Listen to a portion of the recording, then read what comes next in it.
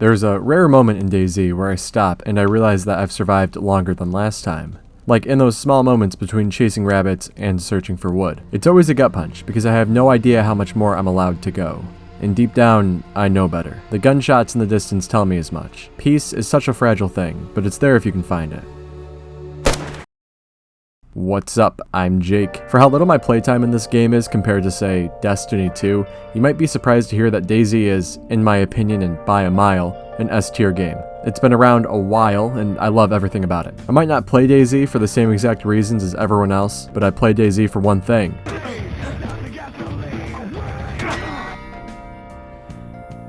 And it's not so easy that a few words can help you understand, but I think I can paint a picture with 1,000 words. I'm gonna get into that. And if I'm not as bad at this video thing as I think I am, I think you'll be entertained.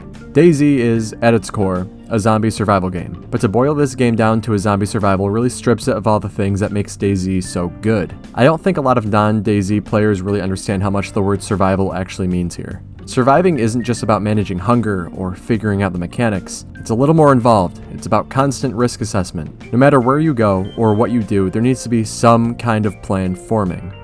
When are you going to eat, get warm, that sort of thing. Buying yourself any sense of peace and time comes at a cost.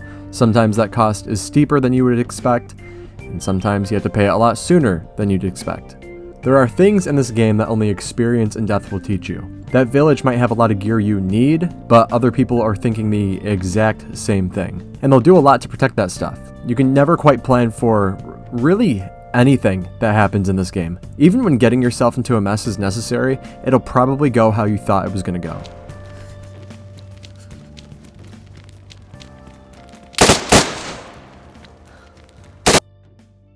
Still, there is peace to be found in the smaller moments, for those who are lucky or even clever enough to find it. But when you do find it, there's a strange, almost haunting satisfaction in those moments.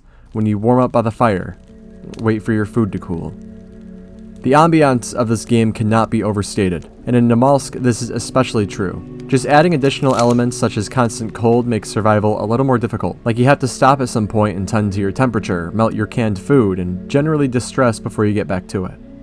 For me, this game offers a survival experience unlike any other.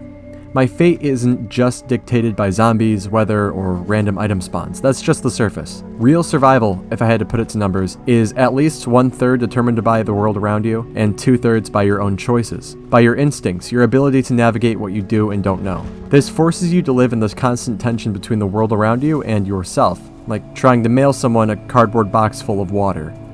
Your choices carry enough weight to be meaningful, but you have to make good choices, and you have to make a lot of them. Even still, it's a slow process. DayZ doesn't rush you. You walk, you search, you scavenge, you wait. And the slowness of the game fools you into thinking you've got control, that you've figured out the pace. But that's the trick of it. The more comfortable you feel, the more you settle into a rhythm, the closer you are to letting your guard down. Because in the back of your mind, you always know you're probably not alone. For however many times you've spied on someone unnoticed, you've also been spied on in the same way. There's always someone else watching and waiting.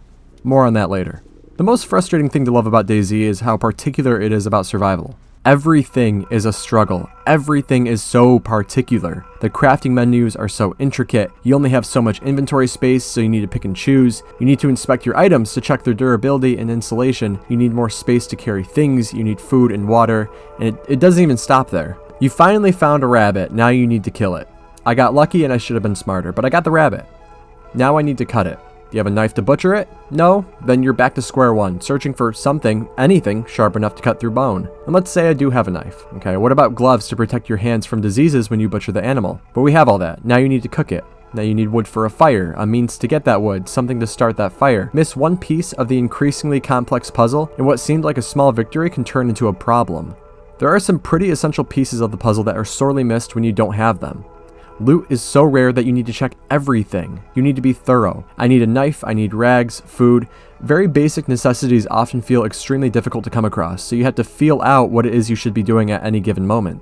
It's a constant equation, but that's what makes survival in DayZ so personal. It's not about what the game gives you, it's about what you can make of the scraps it offers. How you can get water into a box. Every small win, starting a fire, finding water, feels monumental because you had to figure it out yourself. You had to take the time out of your day to find those resources and put them together. When resources are this slim, You can't afford to overlook even a single detail. Survival is such a fragile thing. Hours of progress are wiped in an instant. The world doesn't care how long you've survived or how many obstacles you've overcome. When you die, that's it. You lose everything. It's all gone. And that weight of that loss hits hard. Every time. Oh, can I wait till I get warm at least? Man, I'll freeze up there, man. My little nuts will fall off. Oh, Sometimes I feel that loss deep in my chest. I wonder if there was anything I could have done differently. Maybe I should have ran off. Maybe I should have trusted that stranger. I've had moments where I thought I'd finally found safety, that I'd last just a little longer, but I'll never know. What would have happened if I hadn't stepped out into the open that one time? What if I played it differently? Loss is inevitable in DayZ. It has to happen. You can do all of this right and still die far before you see it coming. It is possible to commit no mistakes and still lose. But that is not failure. That is life. Even after you spend all that time mastering the basics, the world throws some mild combat into the mix with zombies. Any knee-deep DayZ player knows how to bait or avoid them, but sometimes they're more than an annoyance. They can overwhelm you when you least expect it. Occasionally, they'll even be lethal. But here's the real spin. For a zombie survival game, the true danger of DayZ isn't the infected. It's the unpredictability of everything else. The environment, the scarcity of resources, and most of all, the other players. That's the key ingredient. The human player. DayZ teaches you to rely on yourself in a way few games do. It's a world where survival has to make sense. It all comes down to you and what you can do for yourself. You have to be ruthless about it or you're going to spend a lot of time staring at a black screen. That's why, despite the frustration and death, I keep coming back. Every time I overcome one of the game's many obstacles, it feels like a personal victory. Survival is something I've taken, not something I was given. Beyond the mechanics, beyond the struggle, there's the world itself. And the world I tend to gravitate towards is Namalsk. For the uninitiated, and I'll keep it short, Namalsk is a fan-made DayZ map. It's pretty common with hardcore survival players, and it's easy to see why. Unlike Shern or Livonia or even that new Frostline map, Namalsk is a vast, unyielding island that draws you in the same way survival does. Slowly, sporadically, and without a guide. This island is immeasurably large. It's spread out. It's hard to figure out where you have to go, but there's a quiet beauty to it. A beauty that only reveals itself when you've given yourself enough time to slow down. In the spaces between the chaos, between the cold wind and the panic of a nearby gunshot, there are rare moments of stillness. In a game this slow, with this much to do and worry about, I feel it draws me in and I often forget that I'm just sitting, playing a game. I feel like a part of it. This landscape stretches out endlessly, and it feels both surreal and real all at once, soaked in a kind of isolation that you can't quite shake. At its heart, any alpha Namalsk enjoyer can tell you that the key to really getting into the game like this is understanding that you have to live in it. Walking for miles feels long, it gets exhausting. I notice I start to take in the landscape when I'm walking through the wilderness, and I become intimately familiar with every tree, every rock, every hill I crest. There's a kind of hypnosis that takes over as I settle into the rhythm of walking, of simply being in this world. And sometimes it's easy to forget the danger is never far away. Because out here, in the wilderness, you feel like you found some small measure of peace. And that's the strange paradox of DayZ. The only difference between reality and fiction is that fiction needs to be credible. It must be convincing. Convincing survival needs peace and chaos to create tension without letting the other one win. There's a sense of safety in the wilderness, far from the towns where other survivors are probably camped out. You can walk for hours, build a fire, hunt a little, and for a brief moment it feels like you've escaped. Out here, it's just you, the trees, and the silence. And in those moments, it feels like the world is yours. But you're never truly safe. Even in the most peaceful parts of the map, you know that peace is fragile. The wilderness may feel like a sanctuary, but it's also a long walk from reliable water, from food, from people. It's a double-edged sword. This isolation that feels like a blessing could easily become your undoing. I spent hours wandering, just to take a moment to settle down and manage my needs, quickly lulled into the sense of peace by the crackling of a fire as I wait for my cat food to cook. Those quiet moments feel like they've been earned, small rewards after all that work, as if I've carved out a tiny sanctuary in a world that wants nothing to do with me. But that sense of peace comes with its own risks. Other people are out there too. They want what you have. They see the smoke from your chimney, they'll come and they'll take it.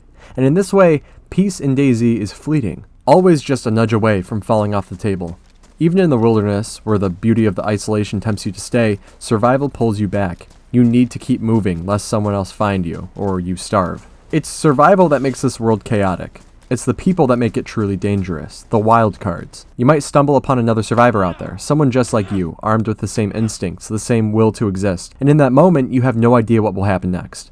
Humans are so consistently inconsistent. One minute you think you've made a friend, someone to share the burden of survival with, the next you're laying face down in the dirt, your hours of progress erased by a single crack. Hey, put your hands up, motherfucker. Put it up. Put them up. Drop the guns. Drop the guns. Oh, click. Dude, come on. Like you don't know. Yeah, come on. There's no script, no set of rules you can rely on when it comes to other players. Some days you'll stumble into an uneasy alliance, someone to help you create shelter who might provide food and water, someone who helps shoulder the burden of survival. And in those moments, it feels like you've beaten the odds. You've found an ally in this brutal world, but that feeling of camaraderie is fragile.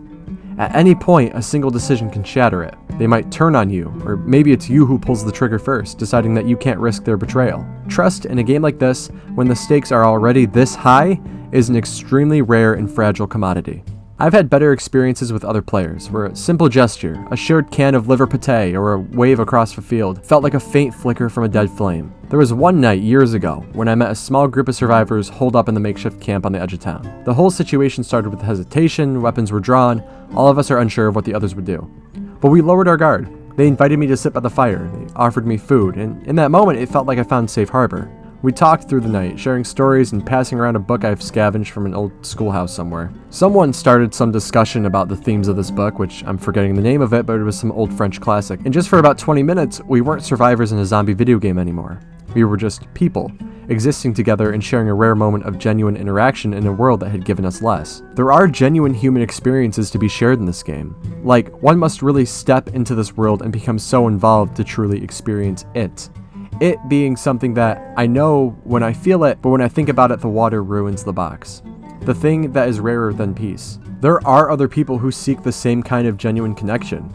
The thing about DayZ is that peace never ever lasts. I didn't even have time to register the shots until I was dead. That moment was stripped from me before I could stop it. And that's the cruel beauty of DayZ. No matter how much you trust, no matter how much you want to believe in the best of people or how much it may benefit you, the world is too harsh, too unforgiving. Survival breeds suspicion. You either kill or be killed.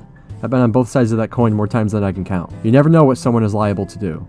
It's that raw unpredictability, that sense of never knowing another player's intentions that makes DayZ so powerful. Every encounter puts me on edge. Maybe this time you'll find someone who shares your struggle, who helps you make it just a little further, or maybe they'll be the one who ends your story. That's the third thing that makes DayZ so magical. Beyond the peace or chaos, beyond the trust, it's a world that deals only in possibility. While it feels like you do a lot of the same things, no one play session in DayZ, and even more so Namalsk, is ever the same. Every time you log in, every time you take those first few steps in the world, you're technically stepping into a narrative that hasn't been written yet. There's no script, the game doesn't guide you, it just lets you loose, leaving you to make your own way, to survive or die by choices that may or may not be made for you.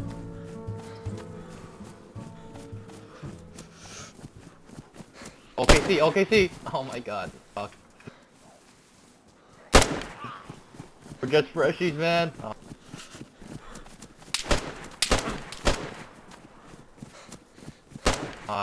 Gotta go in.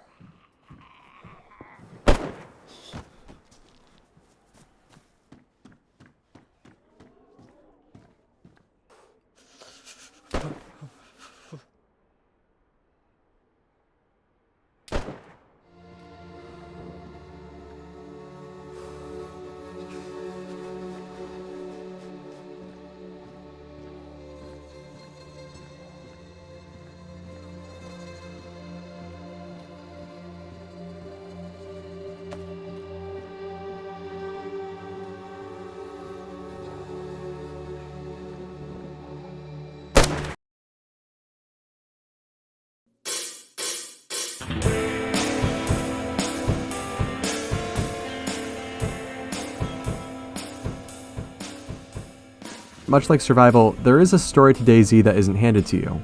It's something you have to create, piece by piece, moment by moment. But like any good story, the stakes have to be real. The rewards for survival are sweet, but the consequences for failure? It's the same, every time. I want to take a step back from DayZ for a brief moment. We're getting around to my key point, but I need to explain how to stuff water into a cardboard box.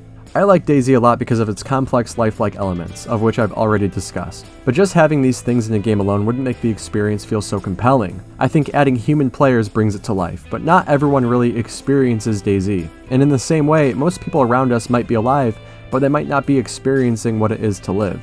By every outward appearance, our lives are a spark of light between one point of darkness and another. And this interval between darkness isn't full of light either, because the more we are able to feel and experience pleasure, the more we are vulnerable to pain, and that pain is always with us. We've become accustomed to making our existence worthwhile by the belief that there is more than the outward appearance, that we live for a future in this life and maybe a future beyond it. Human beings seem to be happy just so long as they have a future to look forward to.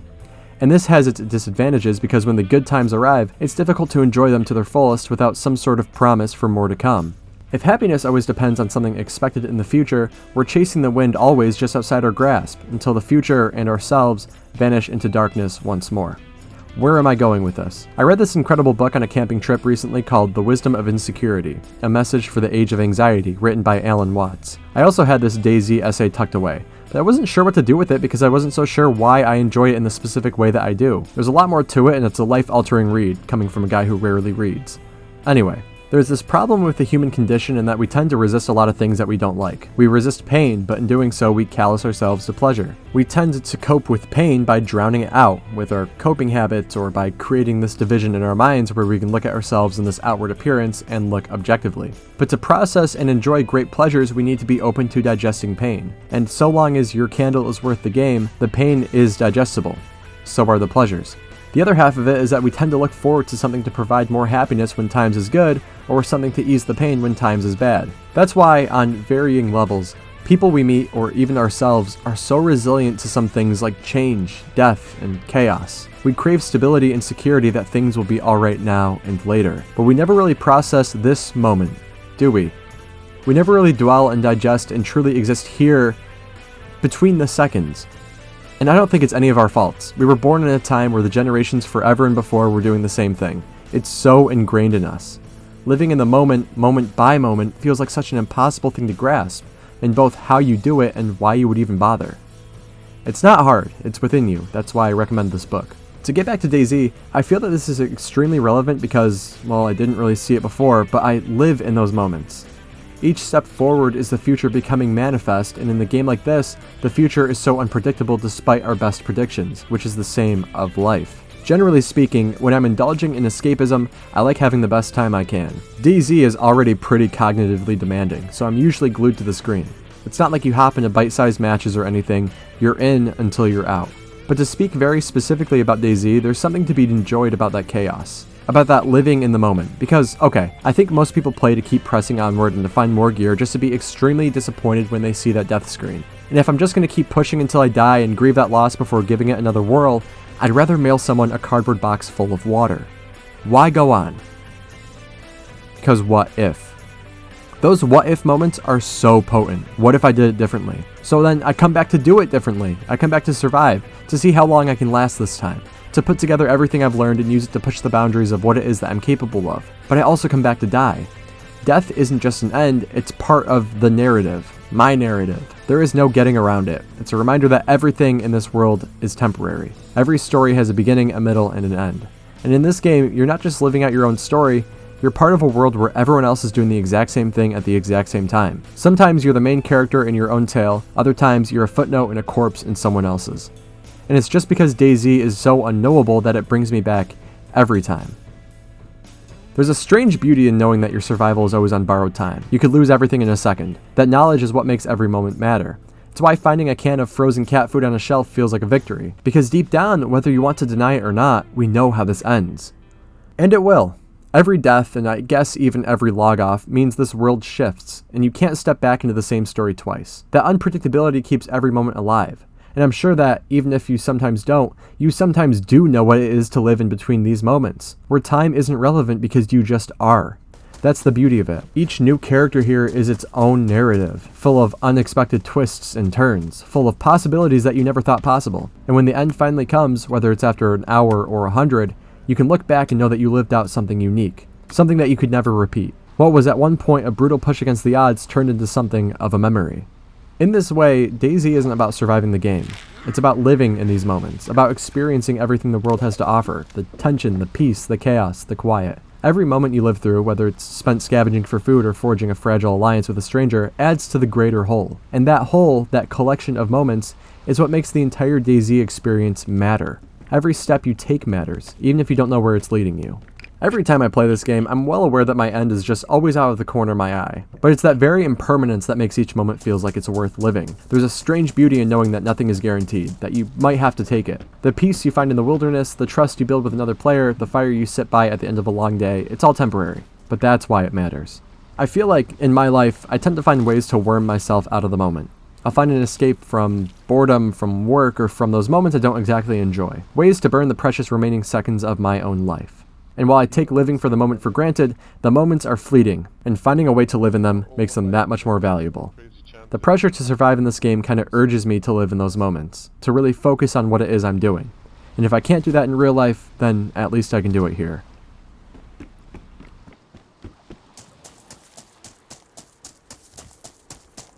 Oh, go. Boys, I brought a fish. I'm putting it on the grill. That's for you Watch out, guys. be careful, No, careful when this you're is all the fishing, guys. there's a guy, yeah.